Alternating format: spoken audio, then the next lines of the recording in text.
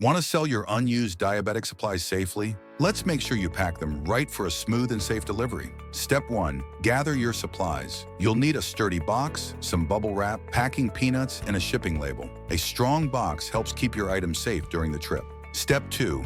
Wrap your items carefully. Wrap your test strips, insulin, or any other supplies in bubble wrap. This helps protect them from breaking or getting damaged. Step 3. Add cushioning. After wrapping your items, place them in the box. Fill in any empty space with packing peanuts or more bubble wrap. The more padding, the safer your items will be. Step 4. Seal the box and add label. Close the box tightly with packing tape. Make sure the shipping label is on top and easy to see. When you sell with Diabetics Trust, you'll get a free shipping label to make it even easier. Step 5. Send it off now. Take the box to your local shipping center. Once your supplies arrive at Diabetics Trust, we'll inspect them and send you the payment within 1 to 2 days. Need more help? Visit diabeticstrust.com to learn more about how it works and get cash quickly. It's that simple.